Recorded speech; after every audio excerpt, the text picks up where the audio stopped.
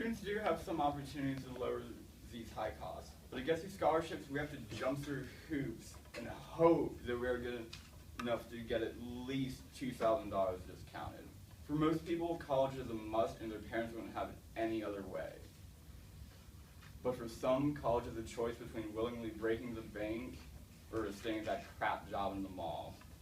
College doesn't have to be a huge financial burden, and it's good to know the difference between a scholarship and a grant.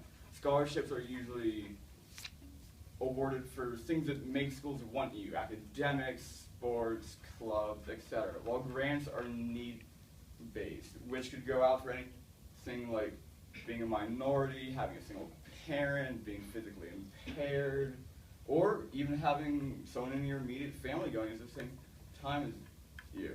The one thing that we can control to make our time during and after college a little bit easier is to make a budget, unfortunately. And all that means is you got to figure out how much you spend and how much you make and make sure you have a little bit left at the end of the month for yourself and to save for that impending debt. Have you ever just been sitting in class and said to yourself, why am I still here? Why is the teacher teaching the same garbage from 6th grade? Why can't I move on with my life? Ask no more, as there is a way to do college courses while still in high school. And I'm not just talking about AP courses at Wyoming, as helpful as they are, but the next best thing is something called CCP, which used to be called post-secondary. Just like how APs let you take college courses while still in high school, CCP lets you take college courses in high school at a college. And it's tuition free because it's paid for by the taxes that go to our school, and it's just redirected. This program starts as early as 7th grade. That's really young to be going to college, but that's a huge head start to get your life going. You can enroll at any time as long as you're able to pass the test you're in.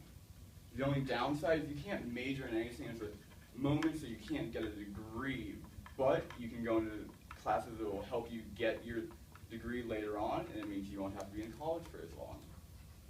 Now, for something more close to home, for all you kids who plan on attending UC, they have a handy little tuition calculator which rounds up the course prices, tuition, board, food, and other common fixed expenses that come along with college life. It even shows you how much you will get in grants, but only the basic ones. With some generous inputs into the machine, it came out saying $24,000, which is a lot. And if you're lucky, the best grants will do is take off around $3,000, which means you're still over $20,000. So keep that in mind when deciding to stay home or to find a cheaper school out of state. A new report released this week has found that the education gap that exists between the rich and the poor is continuing to grow, showing that it's harder for low-income students to earn a college degree, and that's coming from Education News. So a study done by Penn State shows that in 2013, students from wealthy families were 8 times as likely to complete a degree by the age of 24 than those students from low-income families compared to in 1970. Students were 5 times as likely to earn a college degree.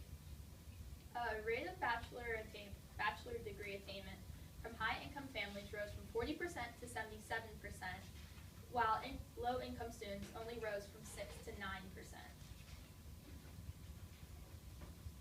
Indicators of higher education equality in the U.S.'s 45-year report showed that 33% of higher education costs was paid for in 1980, while it increased to nearly 50% as of 2012.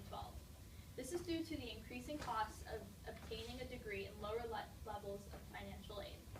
75% of undergraduates need to borrow money, which increased from about 50%. The Pell Grant now only covers about 1/4 of college costs, which dropped from 3/4. State and local contributions cover about 1/3 of college revenue, but it used to cover about 50%. The disinvestment of state funds for public colleges and universities occurring since the 1980s and the declining value of the federal student grant aid have all aided in the creation of a higher education system that stained with inequality.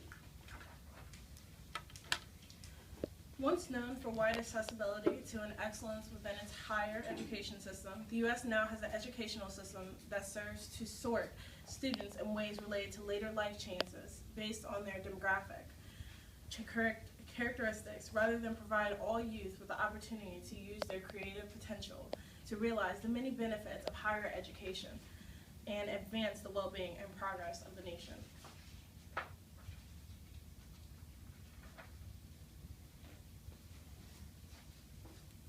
We all know that college is really important to our future, and that the extreme price of college is a huge obstacle for us to overcome as we join the adult world. But what can we do about it?